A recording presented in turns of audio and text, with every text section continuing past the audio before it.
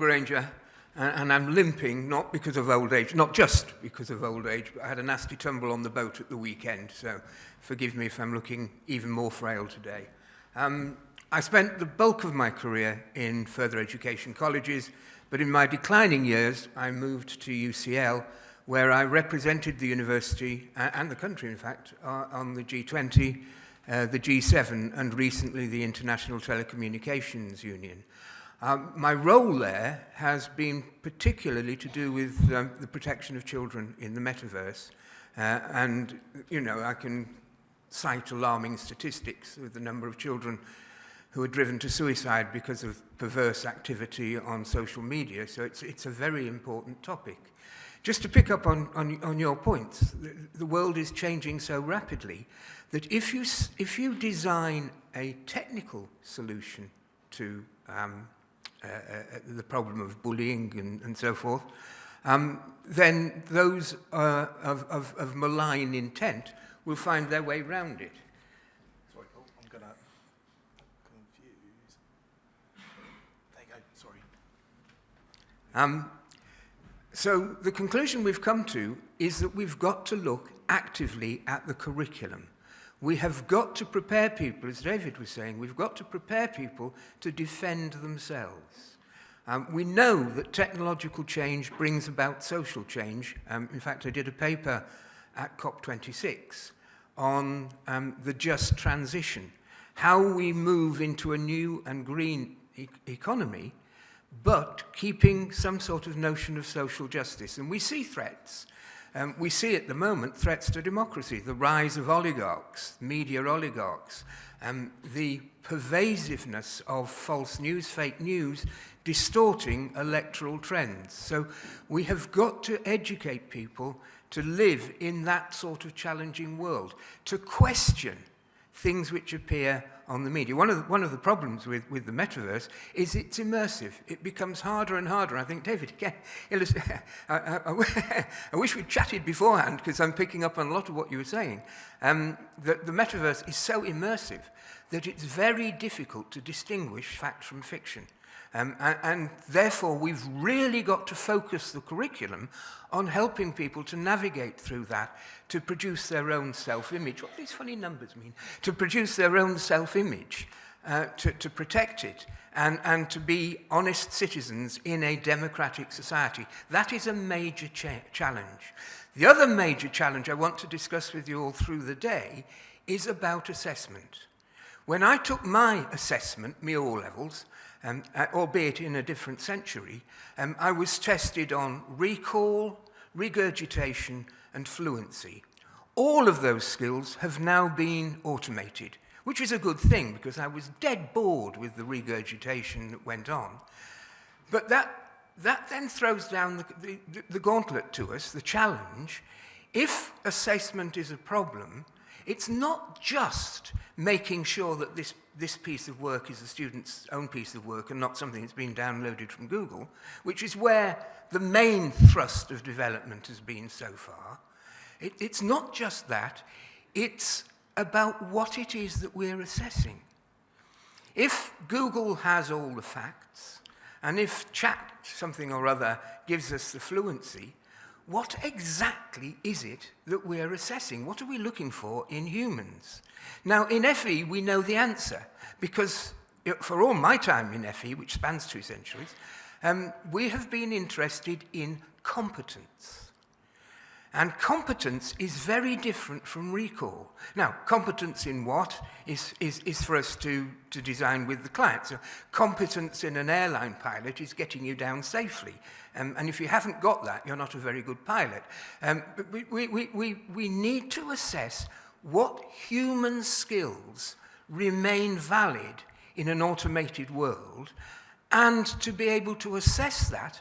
And then we're going to have a much closer link between the curriculum, what we teach, and assessment, how we measure what learning has taken place. And I'm going to throw the gauntlet now to Richard with 12 seconds spare. Okay, I'll see if I can wrap up in 12 seconds. Thanks, Paul. It's a great handover. Good morning, everybody. I'm curious of the 3 areas that are on my mind. Just a quick question for everybody here with your hand in the air.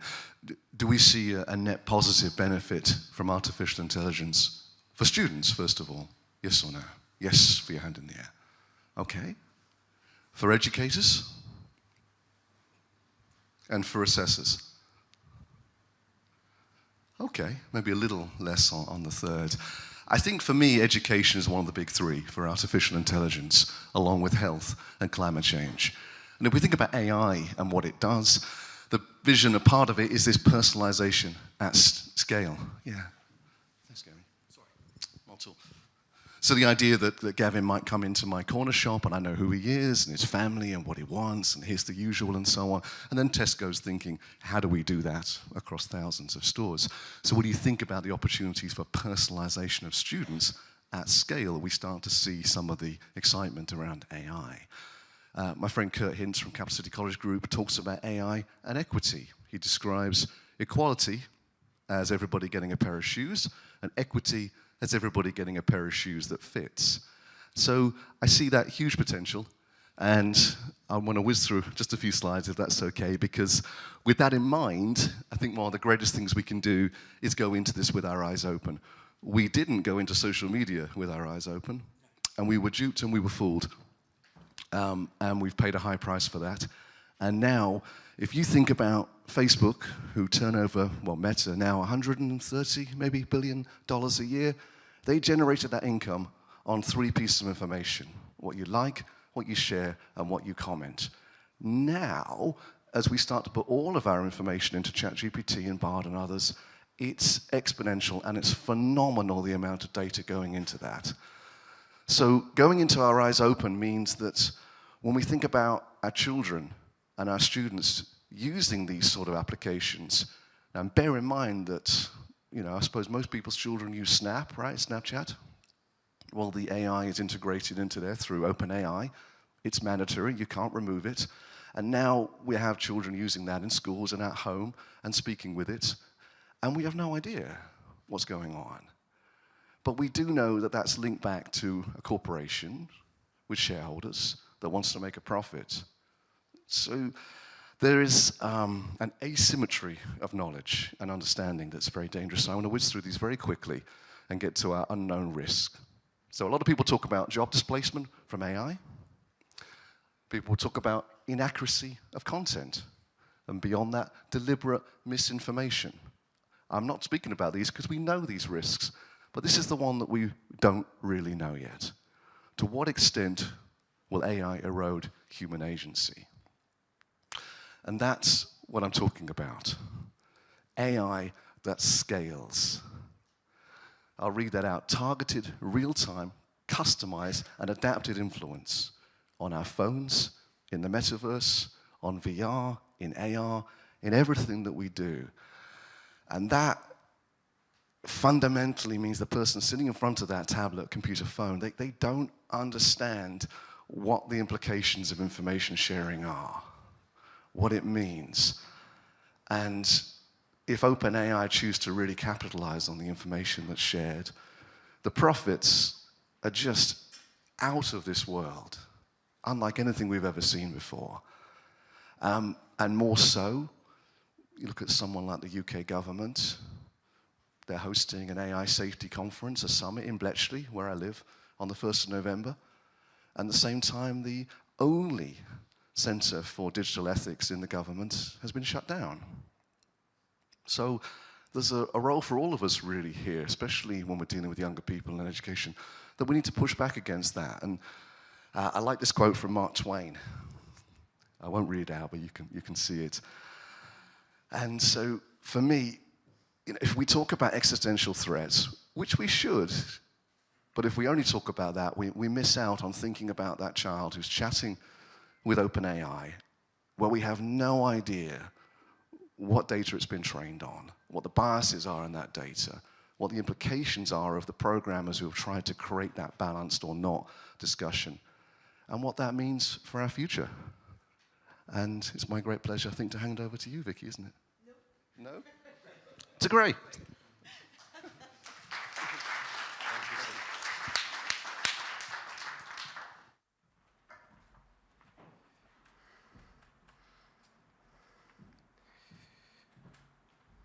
Thank you.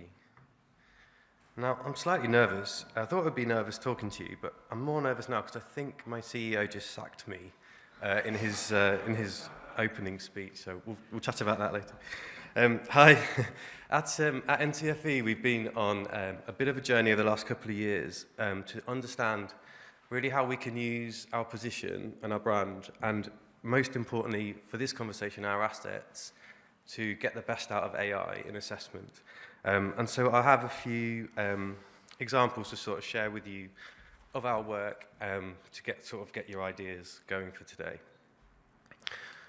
So I have 4 examples. The first one is around, can we use AI to produce the assessment content that we use? So we asked ourselves a question: could we digitally capture the style and the content of an NCFE approved assessment question? And we did manage to do that using some natural language processing technologies.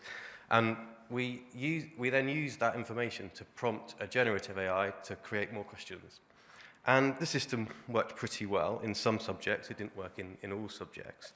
But what it means is that we can offer more services to our customers. We can offer almost unlimited practice questions for an assessment. We can offer formative assessment questions, and we could offer things like more on demand, which is what people want.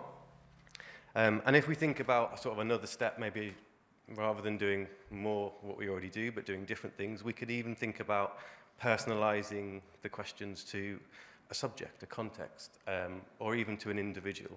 So there's loads and loads of benefits. So I've given generative AI in assessment a green traffic light today. I mentioned personalization just there. We also have used NCFE assets in terms of our questions and our teaching and learning content to create a personalized learning journey. We wanted to really understand what the impact of that could be on learners. And so we loaded up our shiny new system with lots of teaching and learning content, lots of assessment. The learners were constantly assessed on their knowledge and understanding of a topic. And where they showed good knowledge, the AI in the system decided not to show them more content in that area because they'd proved their knowledge. And importantly, where they hadn't shown that knowledge, they were obviously served up more teaching and learning content. And what we found was that learners using this adaptive system only needed to see around 75% of the content to finish the course, if you like, to show competency, show good knowledge. So personalization definitely speeded things up. And when we spoke to the teachers and the learners on the project, they were really positive about the experience and about using the technology, using the on-screen resources, and so on. However, we also spoke to our control learners on this project, and they were equally or nearly equally as excited about the experience that they'd had. And so, so I've given this an amber light because we know that AI offered up something. It was sort of quicker, more efficient, it was exciting, but it didn't necessarily prove itself to be better than the traditional linear system. And the fourth example I've got is around providing real-time feedback. So we currently have 2 Assessment Innovation Fund projects that are looking at real-time feedback using AI. And these systems are trained slightly differently. One system is trained using NCFE exam data. One system is trained using NCFE subject matter experts, people. And these projects are still in flight, but we do know that teachers and learners are really valuing real-time feedback. There's definitely something here. It definitely transforms the learning experience for the better. And we don't yet know that so that's their feedback to us. We haven't yet measured the impact of that, i.e. do they learn more or quicker or different things, and that's still to come. Which is why I've sort of given it a slightly green and amber light, because we're not quite sure yet. But we know there's definitely value to be had in using, in training in AI, using that really high quality data that we're putting into the system, maybe some of our exam data, some of our human subject matter expert information, and then serving it up to the learners in real time. And then my last example is, can we use AI to mark a summative assessment? And I've actually given this a red light, but not because it can't do it. We actually have a system that can mark a short answer English question to 95% accuracy compared to our examiner, which is pretty high. So the system can actually absolutely do it. What we're not sure is that we're ready for deploying this kind of technology yet. But what we can sort of foresee is a system whereby, a situation whereby examiners are supported with AI to be more confident in their approach to examination, especially for new examiners, to be more consistent, importantly, for that kind of work. So those are my 4 examples, and that just leads me to a few talking points. I guess we need to understand from today, hopefully, how we can use AI for the best benefit of learners and educators and the sector. We know that AI isn't perfect. People aren't perfect either, so we need to understand where the line is. What do we expect from AI? And if we accept that it's not perfect, which I guess we do, especially given how many people are using ChatGPT, then where do we draw the line, and what are our expectations? I've talked quite a lot about training AI, and I've tried to get across that we really believe that if you put high-quality data in, you get high-quality data out. So we tried to sort of take that principle in how we use AI at NCFE. So that's generally a good thing. However, it takes a lot of time, a lot of resource, and a lot of expense compared to someone using a free service like the large language models. And then lastly, what are we trying to achieve? Where are the real pinch points? Hopefully you've seen from my examples, AI is really, really flexible. It can be trained and deployed in a whole host of ways, so we need to understand what can and should we be doing with it in the first place? What are our first steps? And now it's time for Vikki.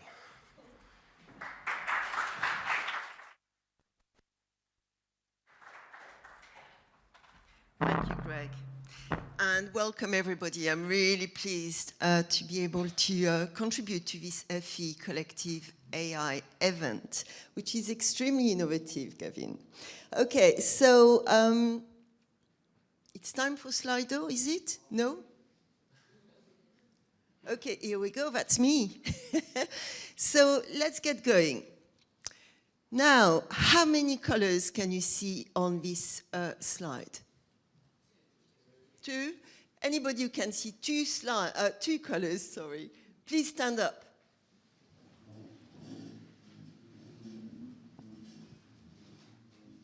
Thank you very much. Please sit down. Anybody who can see more than 2 colors? No? Anybody can see less than 2 colors? Neither. Okay. Let me tell you something. In France, in the 1920s, there was a psychology research that was conducted across the full country. And a very significant fact came out, which was the majority of respondents from one of the regions could only see one color when presented with blue and green. Why do you think that was? Anyone? Yes? Yes! Well done. Exactly. So what does it tell us? It tells us that we cannot distinguish things if we cannot name them. And what it tells us is that language does not only serve to communicate, but it actually constructs our understanding of the world. Okay?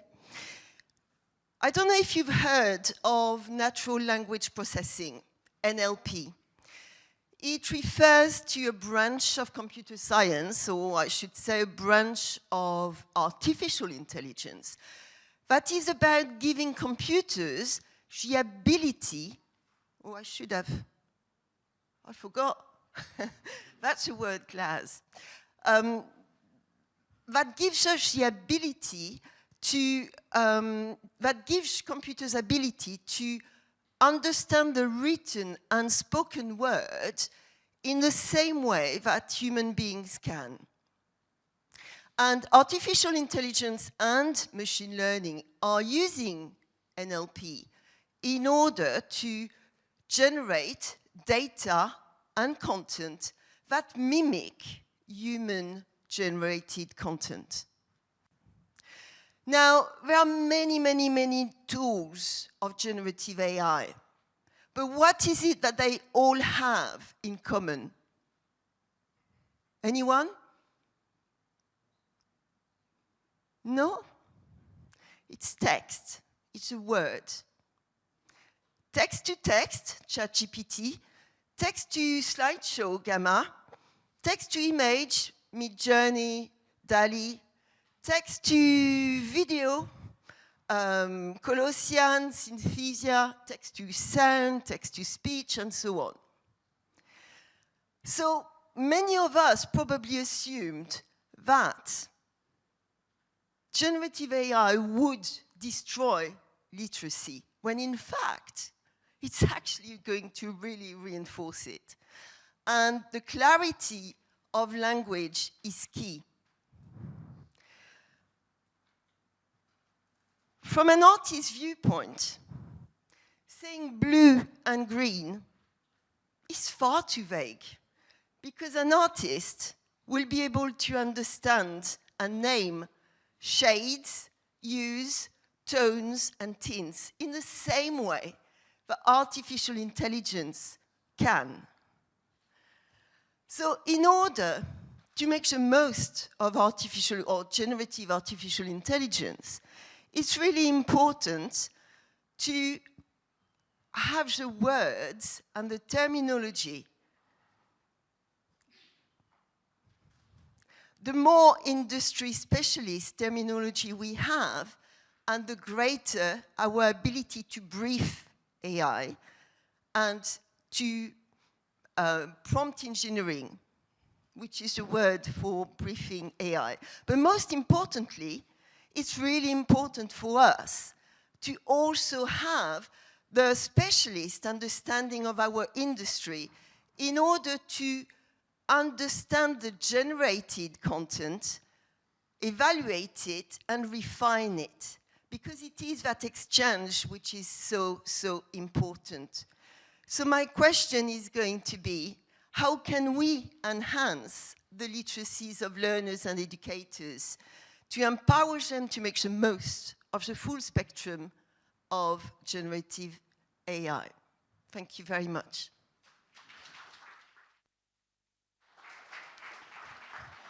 Now, I forgot to tell you what region it was, where we could only see one color, which was glass. It was Brittany, and the language at the time spoken by this region was Breton, which is a dialect, a Celtic dialect. And the color glass expresses both the nature color of the sea and the vegetation. Thank you. It's a massive question, and we've got all week. When I was fiddling around with early emails in 1985, you know, long before it had hit the streets, we did not foresee what email would lead to, which was social media, Facebook, and platform economies. So it's very difficult to foresee what's going to happen in the future. So that's why the line I was taking was to develop some sort of self-defense in our students. And I think the question you ask is the question we need to put at the heart of designing a new curriculum. And I think the assessors will have to speculate about what the immediate next steps in employment are going to be, because it seems to me there's a tilt towards self-employment and the skills which are involved in that. The gig economy really requires self-employment. So I think to help teachers and learners, we've got to work back from their immediate progression. It's no good looking 10 years in the future. We've got to look at what the developments are going to be over the next couple of years, and to abandon our adherence to a Victorian curriculum and re-look the learning week, really look at it in a different way. And that may not be a national uniformity. At the moment, education is determined by nation states by and large, but employment is regional. And it could well be that you get the fragmentation of a national curriculum into more locally orientated curricula. But if I had the answer to that question, I wouldn't tell you. I'd publish and become very rich. Paul, the Slido's popped up now. Sorry, we had a bit of a delay. So there's a couple of questions there that's come from the audience if you want to, or you can then just pass it along the line of different things you want to do. So the top question is talking about how we train AI, essentially. How do we ensure that we get that sort of high quality data going in that does have these things baked in? And I think, I don't have all the answers, but I think there's one clear answer is that the large language models can't do this. So things like ChatGPT and Bard and so on, it's not possible in terms of their how they're built to bake in these things. Whereas some of the examples that I was giving around using specific data sets for a specific reason, or even, God forbid, using some humans in the process to curate that training data, to give high quality data in, would start to answer that question. Yeah, I think to add to that, if we think about the training data, it's on the internet. I mean, how much of the internet is in English? 70%, 80% maybe? How many of the websites are American? And so we get this sort of westernized response, I suppose, which to us maybe we don't notice. Quite a liberal response if you look into the way that it handles things.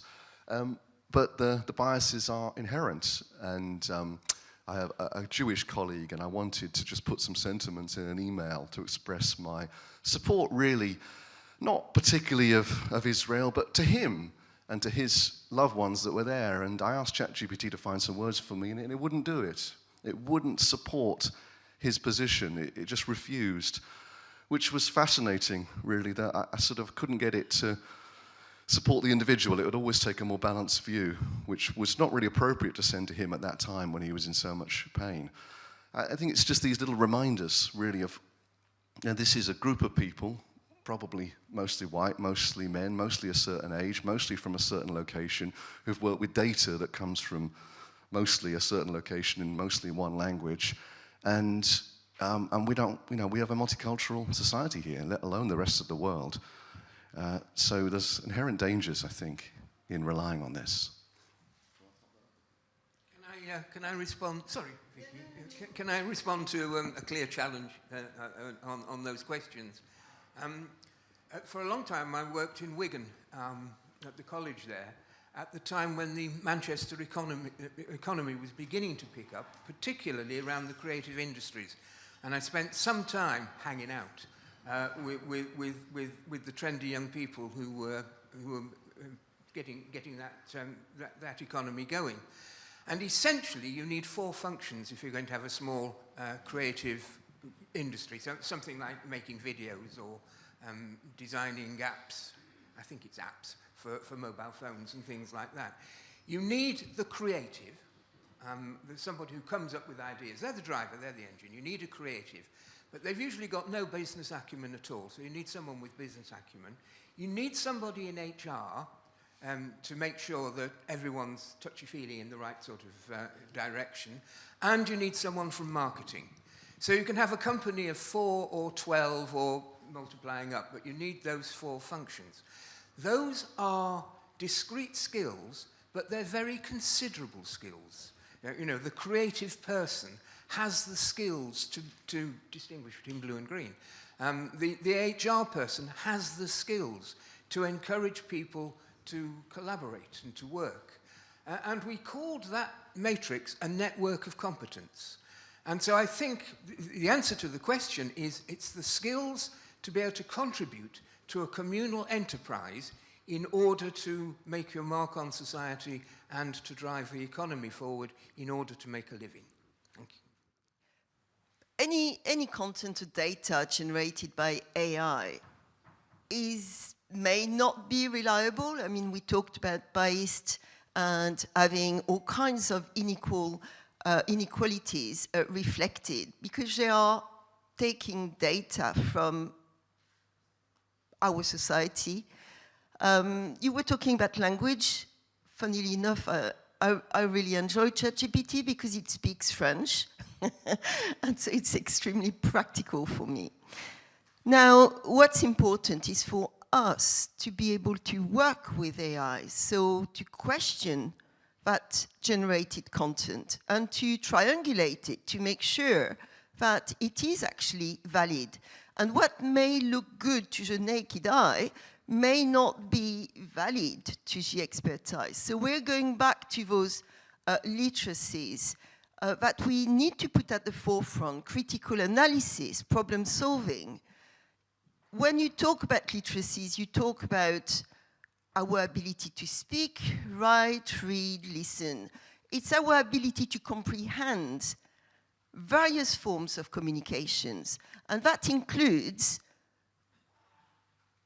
data literacy, digital literacy, media literacy, industry-specific literacy. So unless we are able to question what we get in terms of content generated and refine it, we will never get something which is exactly what we want. So it's a collaboration with AI. I think if I may expand on that, if you think about the broad, we talked about climate change briefly before, the level of interaction that we have with this planet is not matched by the stewardship that we have on this planet. And that has to change. So I think in the next probably 10, I know Paul said don't mention 10 years ahead, who knows, but 10 to 50 years ahead, we're going to have to map every single thing of this planet down to every soil and every part of ocean and our impact on it. Otherwise, we're doomed. We either have to stop everything or we have to monitor everything. There is no other, and that's why we're failing so badly at the moment. And so it is, I think, with this, that we have to go deeper and deeper into understanding what's happening and the impact of it.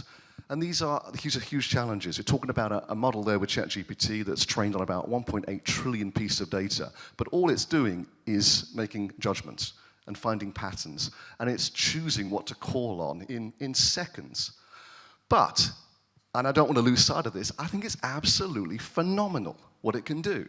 I think it's changed everything.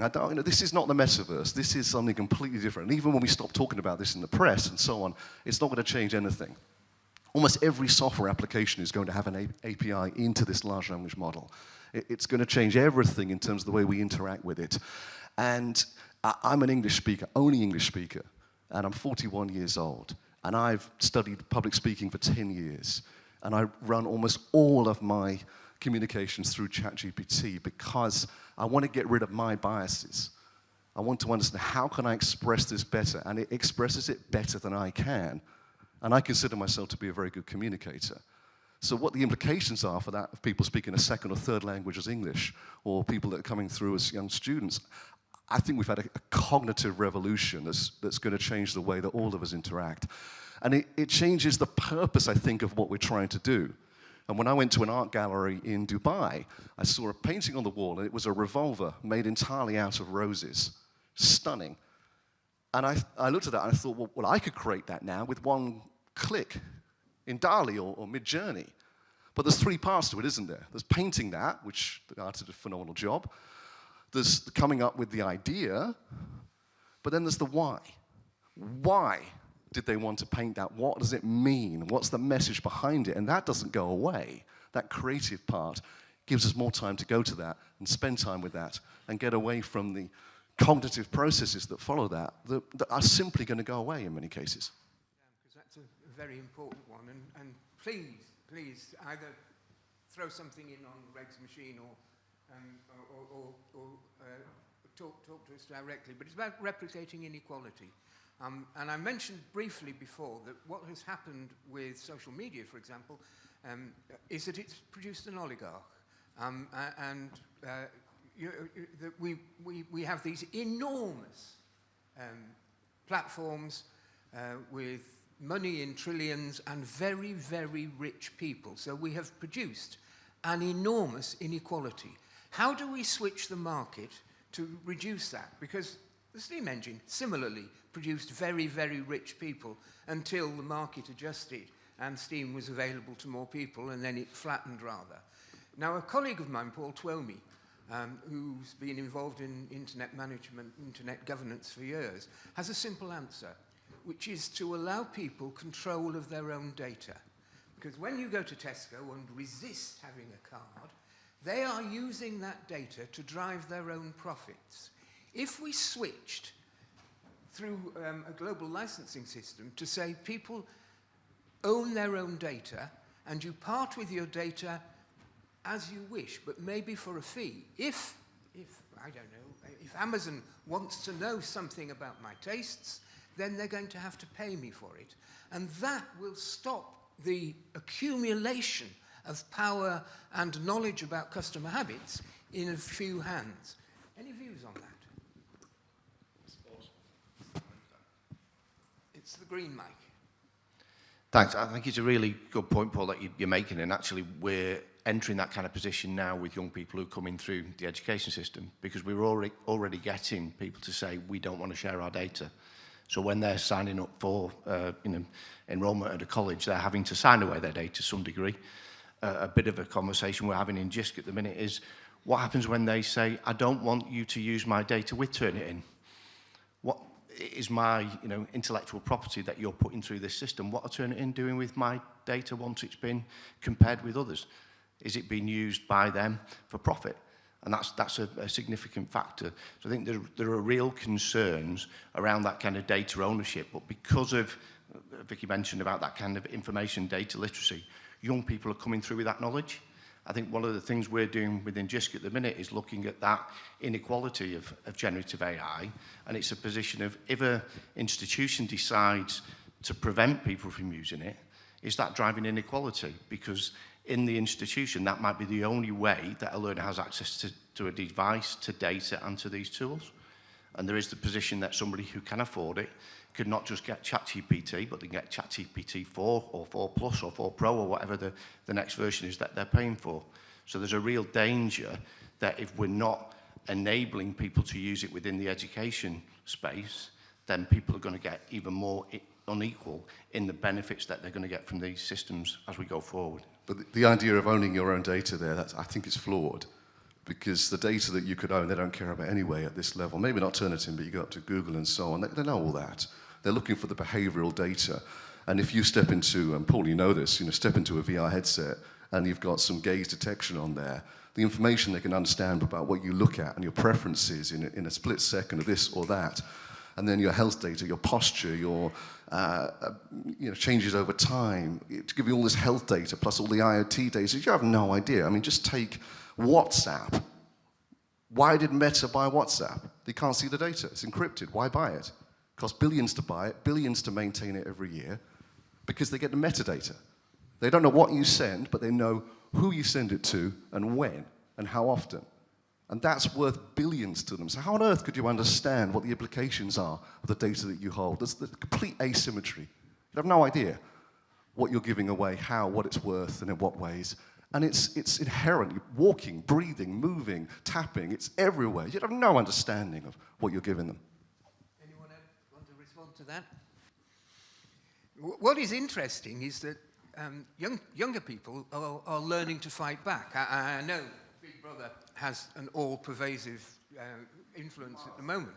But I was creating a Facebook account, which for me was a very complex activity. And you had to sort of put in things like your age and what have you. And my younger son said to me, Dad, you don't have to tell them the truth. Your date of birth is part of your identity, sort of name, rank, number, and so forth. But you don't have to tell them the truth. So I added 10 years to my age, so that they get it wrong. And my right-hand column is occupied by adverts for cremations, stair lifts, that sort of thing. But I deliberately fed some misinformation into the system. There's no law to say you have to tell the truth. It's just because we're all nice. But it was interesting that my younger children were already fighting back, distorting the data that they put in there. So, yes, I hear what you say. And at the moment, Big Brother rules. And, you know, there are really worrying things like the threat to democracy through misinformation, fake news. Democracy is really in peril at the moment. But I've also got a confidence in the robustness of young people to defy the system and find their own way of living in it. And I think as educators, we've got to enhance that ability, teach them to be a bit rebellious about what they tell Big Brother. Rather than ownership, I think the answer was tax, by the way. The government has to tax this data and the use of it, and if they don't, and they miss the opportunity, which they will, we're done. They have to tax it. I think there's a couple of questions that are coming that look kind of interesting, actually. So I think AI and assessment would be really good to cover if anyone's interested in covering that. Start us off on AI and assessment. On the green mic. Yeah, so I think Gray is probably better placed than me, actually, because Gray is much closer to our assessment innovation projects, where, as he's mentioned, we've looked at it in lots of different ways. So Gray, you all right to pick those up? So I think the question is, I guess to paraphrase the question is 95% accuracy good enough or not? And that was one of my challenges, I think, from today, is to understand what will the sector accept as a kind of level of accuracy. 95% is actually very high. When you think about, do humans agree with each other? Does our chief examiner agree with all of the examiners 100% of the time? Well, obviously not. And so 95% is actually very good, despite the fact that it might sound like 1 in 20 students are getting an inaccurate bit of feedback or mark. I think, so the question is, back to you really, to answer today, is what kind of level of accuracy do we accept? And are we ready for automated marking in exams? The sort of whole scenario around teacher-assessed grades and so on suggested that we're not quite ready for that level of automation and that level of kind of machine algorithm assessment in society. So we need to sort of lead ourselves there, I guess, before we're ready. And there was another question I was going to answer. I don't know if it's still on the screen, but about assessing competencies and can we assess competencies? And if you think about how you assess competence at the moment, we're talking about things like observations and professional discussions and portfolios of work. And actually all of that stuff can immediately be turned into text and then can immediately be processed by natural language processing. So if we want to do it, we can. The question is, do we want to bake in automation at that stage of assessment, I guess? Just add a couple of thoughts on the green mic. I think it's Ken Robinson who said it best a good while ago now about every individual having boundless possibilities, every beautifully unique human being having boundless possibilities. And we pretend that we are fair and inclusive in mainstream education. We're not at all, because we have standardised assessments. We make people sit in exam halls in the heat of summer to do 3 hours worth of written exams every single year. And we talk about personalisation of teaching and learning a lot, and Ofsted thinks that's good, educational institutions think that's good, yet for most of the time it's standardised assessment. And Gray touched on this earlier as an opportunity. Does AI and other technologies provide us the opportunity to build the assessment around the individual, their starting point, their goals, their objectives, their potential? And wouldn't that be a wonderful thing? Yet our mainstream education just doesn't allow for that at all. There's just another point in here about human skills, and this is what we describe as either essential skills or meta skills, or you could describe it as human skills. Soft skills, don't call it soft skills because they're really hard to obtain. But I think in future, what we're going to need is a world where, again, it's not just young people, it's people at all ages and stages. How can we help them in a world that is full of information but lacking in truth? Well, critical thinking, judgment, decision-making, maybe some analytical skills as well to go alongside that to help them to make good decisions, resilience, emotional intelligence, adaptability, creativity. We've heard how AI doesn't see off creativity. Actually, it just shifts what the creative process is and how much time we might be able to focus on that. Yeah, if you look in our mainstream curriculum, there's a complete absence of those things. Where's the critical thinking? Where's the creativity? Unless it's a creative subject. And so I think we really need to bring human skills, essential skills, meta skills, whatever you want to call them, right to the heart of the curriculum and give people ample opportunities to learn those skills. There will be people who tell you that they can't be taught or learned. They just happen. They absolutely can be taught and learned, and we've got all sorts of proof that demonstrates that as well. So I think that's a really important point. It also plays back to assessment. I mentioned this last night. It's an old adage in business, isn't it? What gets measured gets managed. If we don't start to assess for these skills, we're never going to start delivering them, because educational institutions are measured in a certain way, and that doesn't provide any space for those within the curriculum. And I think this is what Paul was talking to as well. Do you want to pick up anything behind you, guys? How do we tax? Well, just on that point as well, could somebody explain what the gambler's fallacy is? Anybody know that one?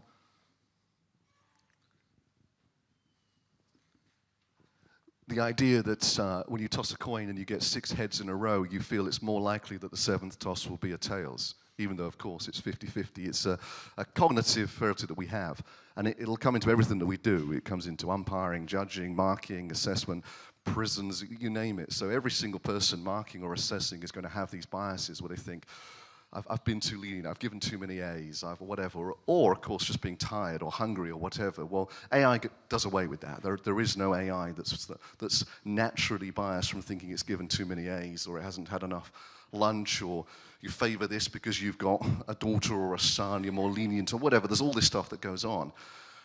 So we get that great advantage that we overcome the human problem. But then, of course, we bring another problem, which is that AI is constantly trying to put us into buckets. And this is what I'm talking about on ownership of data. They don't care.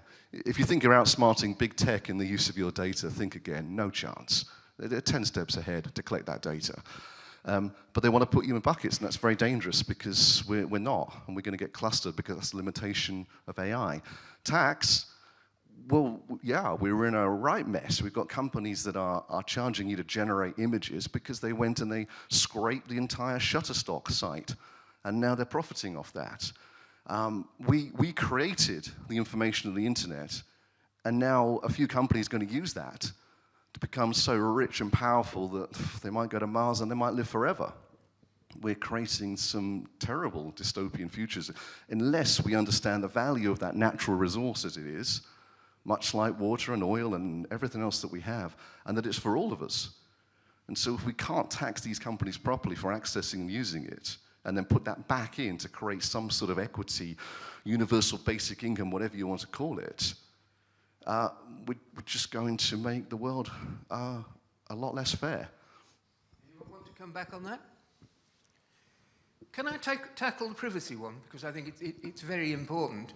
Working in colleges, one of my main problems with students was their rush to abandon privacy. There's an element of getting as much out there on social media as you can. I made a chance remark to my daughter last night, it's on Facebook this morning, that people are rushing to self-publicize. And I think as educators, we've got to get people to really think about that. I did teacher training for a while, and one of my introductory sort of nags was think about your social media image. If you put up something a bit burlesque on social media, the kids will find it. There's some sort of impulse in us all, isn't there, to get up, grab a mic and show off, and to put that on the social media. I think the answer to the privacy one is that we must all have awareness of when we are letting data go. David gave a very good example in not having the loyalty card because he didn't want St. Tesco to know what he was up to with fish and chips and so forth. I think we have to develop an awareness of where we're letting data go and what value that may have to Amazon or to whoever. So, yes, we need to guard our privacy, but there's far more to it now than just drawing the curtains. Do you mind if I jump in and ask something that's been voted up quite high, actually? It's around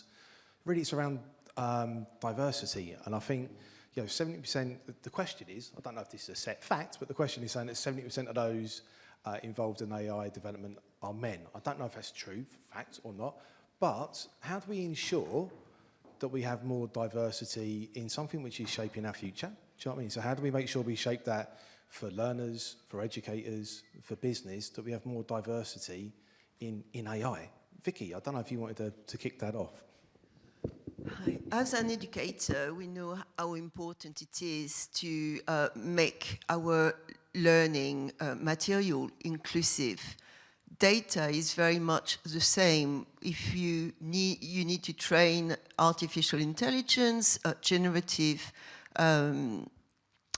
artificial intelligence and natural language processing to make sure that it's not reproducing discriminations and is far more inclusive in its approach. So it is a mission that those AI developers have to make sure that we can have a fairer, more equitable world.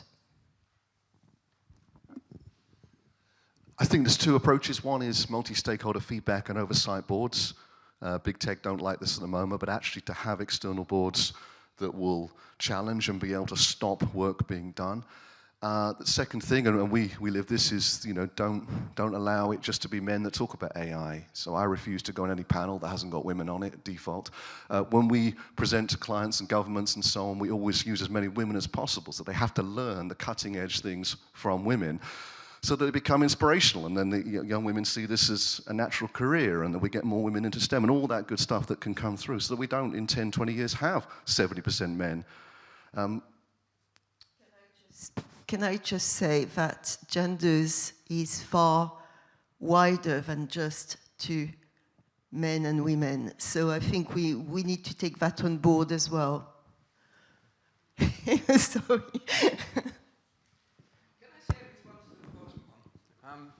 That actually emotion is what we've got left. I don't know if any of you read my blog just before this, but you know, you've got your self-driving car, you hop into your self-driving car, and there's no purpose.